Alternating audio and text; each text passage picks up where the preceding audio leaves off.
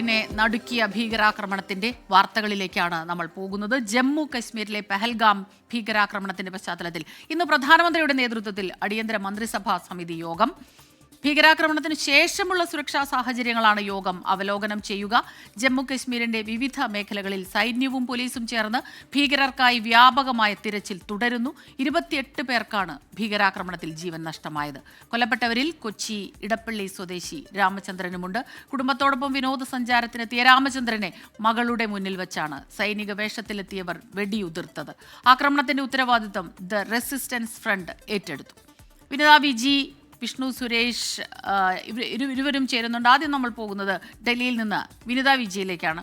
വിനിത, നാടിനെ നടുക്കുന്ന, അത് അക്ഷരാർത്ഥത്തിൽ അത് അങ്ങനെ തന്നെയാണ്. നാട് എന്ന് പറഞ്ഞാൽ രാജ്യം മാത്രമല്ല, ലോകരാജ്യങ്ങളെല്ലാം തന്നെ നടുങ്ങി നിൽക്കുന്ന ഒരു കാഴ്ചയാണ് നമ്മൾ കണ്ടത്. സാധാരണഗതിയിൽ സൈന്യത്തിന് നേരെ സൈന്യവുമായുള്ള ഏറ്റുമുട്ടലിലൊക്കെ തന്നെയാണ് ഇത്തരം ഭീകരാക്രമണങ്ങളൊക്കെ തന്നെ നമ്മൾ കാണാറുള്ളതെങ്കിലും ഇത്തവണ അത് പതിവിന് വ്യത്യസ്തമായി നിരപരാധികളായ സാധാരണക്കാരായ പല സംസ്ഥാനങ്ങളിൽ നിന്നെത്തിയ വിനോദസഞ്ചാരികൾക്ക് നേരെയായിരുന്നു. കൺമുന്നിൽ വെച്ച് പ്രിയപ്പെട്ടവർ ക്രൂരമായി കൊല ചെയ്യപ്പെട്ടത് കണ്ടു നിന്നതിൻ്റെ നടുക്കത്തിലുള്ളവർ അവിടെയുണ്ട്. അവരുടെ സുരക്ഷ അതെത്രയും പ്രധാനമാണ്. അവരെ എത്രയും പെട്ടെന്ന് തന്നെ അവരവരുടെ ദേശങ്ങളിലേക്ക് എത്തിക്കുക, അതെല്ലാം ആ രീതിയിലുള്ള നടപടികൾ എങ്ങനെയാണ് പോകുന്നത്? ഒപ്പം തന്നെ അവിടെ ഭീകരർക്കായുള്ള തെരച്ചിൽ, അതിൻ്റെ വിവരങ്ങൾ കൂടി.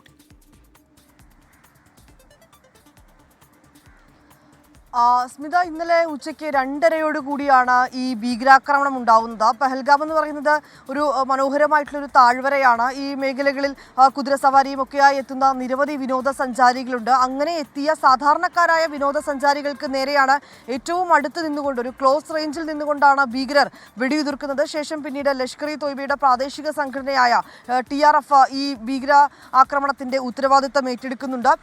ഇന്നലെ 2 ദിവസത്തെ സന്ദർശനത്തിനായി പ്രധാനമന്ത്രി നരേന്ദ്രമോദി സൗദി അറേബ്യ സന്ദർശിക്കുകയായിരുന്നു. ഇതിനിടയിലാണ് ഈ ഒരു ഭീകരാക്രമണം ഉണ്ടാകുന്നത്. തുടർന്ന് പ്രധാനമന്ത്രി സൗദി അറേബ്യയിൽ ഇരുന്നു കൊണ്ട് തന്നെ ഈ സ്ഥിതിഗതികൾ അദ്ദേഹം നിരീക്ഷിക്കുന്നുണ്ടായിരുന്നു. ഭീകരാക്രമണം ഉണ്ടായതിന്റെ പശ്ചാത്തലത്തിൽ ഉടൻ തന്നെ അദ്ദേഹം കേന്ദ്ര ആഭ്യന്തരമന്ത്രി അമിത്ഷായുമായി ഫോണിൽ ബന്ധപ്പെട്ടു.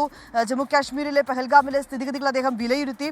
ഉടനെ തന്നെ പ്രത്യേക അന്വേഷണ സംഘവും ഒപ്പം തന്നെ ഈ ആഭ്യന്തരമന്ത്രി അമിത്ഷായും ശ്രീനഗറിലേക്ക് എത്തണമെന്ന് പ്രധാനമന്ത്രി തന്നെ നിർദ്ദേശം നൽകിയിരുന്നു. തുടർന്ന് ആഭ്യന്തരമന്ത്രി അമിത്ഷാ ശ്രീനഗറിലേക്ക് എത്തുകയും അവിടെ ഉന്നതതല യോഗം ചേരുകയും ചെയ്തിട്ടുണ്ടായിരുന്നു. ലഫ്റ്റനന്റ് ഗവർണർ മനോജ് സിൻഹ, ഒപ്പം മുഖ്യമന്ത്രി ഒമർ അബ്ദുള്ള ഉൾപ്പെടെയുള്ളവർ ആ യോഗത്തിൽ പങ്കെടുത്തിട്ടുണ്ടായിരുന്നു. ഉന്നത ഉദ്യോഗസ്ഥരും ഈ യോഗത്തിൽ പങ്കെടുത്തിട്ടുണ്ടായിരുന്നു. അതീവ സുരക്ഷാ ക്രമീകരണങ്ങളാണ് ഈ ഭീകരാക്രമണം കൂടി ഉണ്ടായ പശ്ചാത്തലത്തിൽ പെഹൽഗാം ഉൾപ്പെടെയുള്ള ജമ്മു കാശ്മീരിലെ വിവിധ മേഖലകളിൽ ഏർപ്പെടുത്തിയിരിക്കുന്നത്. ഇന്നലെ രാത്രിയോടുകൂടി തന്നെ ഈ പെഹൽഗാമിലെയും അടക്കമുള്ള മറ്റു മേഖലകളിലൊക്കെ സൈന്യത്തിന്റെയും പോലീസിന്റെയും സംയുക്ത സൈന്യത്തിന്റെയും ഒക്കെ തന്നെ തെരച്ചിൽ ആരംഭിച്ചിട്ടുണ്ട്. ഭീകരതയ്ക്കെതിരെ ഒരു വിട്ടുവീഴ്ചയ്ക്കും തയ്യാറല്ല എന്ന് തന്നെയാണ് ഇന്നലെ പ്രധാനമന്ത്രിയും ഒപ്പം അമിത്ഷായും വ്യക്തമാക്കിയിട്ടുണ്ടായിരുന്നത്. കനത്ത തിരിച്ചടി ഉണ്ടാകുമെന്നും സൂചനകൾ നൽകിയിട്ടുണ്ടായിരുന്നു. നേരത്തെയും ഈ ജമ്മു കാശ്മീരിലെ പല മേഖലകളിൽ ഭീകരരും സൈന്യവും ഒക്കെ തമ്മിലുള്ള ഏറ്റുമുട്ടലുകൾ ഈ കഴിഞ്ഞ ഒരു മാസത്തിനിടെ വിവിധ മേഖലകളിൽ സംഭവിച്ചിട്ടുണ്ട് എങ്കിൽ പോലും സാധാരണ ആളുകൾക്കിടയിലേക്ക് ഉണ്ടാകുന്ന ഇത്തരമൊരു ഭീകര ആക്രമണം, അത് ഒരുപക്ഷെ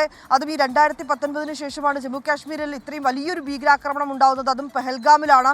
നിരവധി വിനോദസഞ്ചാരികൾ എത്തുന്ന മേഖലയാണ്. ഈ ഏപ്രിൽ മെയ് മാസങ്ങളിലൊക്കെയായി കൂടുതൽ ആളുകൾ ആ മേഖലകളിലേക്ക് എത്തുന്ന ഒരു സാഹചര്യം കൂടിയുണ്ട്. ഇതൊക്കെ കണക്കിലെടുത്തുകൊണ്ട് ഈ സാധാരണക്കാരിലേക്ക് ഇങ്ങനെ ഉന്നം വയ്ക്കുമ്പോൾ അത് വലിയൊരു ഭീകരാന്തരീക്ഷം കൂടി സൃഷ്ടിക്കുക എന്നൊരു ലക്ഷ്യം കൂടി തന്നെയാണ് ഈ ഭീകര സംഘടനകൾ മുന്നോട്ട് വയ്ക്കുന്നത്. NIA ഈ കേസ് അന്വേഷിക്കുമെന്നാണ് അറിയിച്ചിരിക്കുന്നത്. ഇന്ന് രാവിലെയോട് കൂടി തന്നെ NIAയുടെ പ്രത്യേക സംഘം ഈ പെഹൽഗാമിലേക്ക് എത്തും. അവിടുത്തെ സ്ഥിതിഗതികൾ അവർ വിലയിരുത്തും. ഒപ്പം തന്നെ പ്രത്യേക അന്വേഷണ സംഘം ഈ കേസുമായി ബന്ധപ്പെട്ടുള്ള അന്വേഷണങ്ങൾ മുന്നോട്ട് പോകുമെന്ന് അറിയിച്ചിട്ടുണ്ട്. ഇന്നലെ തന്നെ NIAയുടെ ഉദ്യോഗസ്ഥരടക്കം ഉന്നതതല യോഗം NIA ആസ്ഥാനത്ത് ചേർന്നിട്ടുമുണ്ടായിരുന്നു. ഒപ്പം ഈ സൗദി അറേബ്യ സന്ദർശനം വെട്ടിച്ചുരുക്കി പ്രധാനമന്ത്രി നരേന്ദ്രമോദി ഇന്ന് രാവിലെയോടുകൂടി തന്നെ ഡൽഹിയിലേക്ക് എത്തുമെന്നും അറിയിച്ചിട്ടുണ്ട്. അദ്ദേഹം ഡൽഹിയിൽ എത്തിയതിനു ശേഷം ഉന്നതതല യോഗം ചേരും. ഈ ഒരുപക്ഷെ അവിടെ സന്ദർശിക്കണം എന്നടക്കമുള്ള കാര്യങ്ങളിൽ പിന്നീടായിരിക്കും ഒരു തീരുമാനം ഉണ്ടാവുക.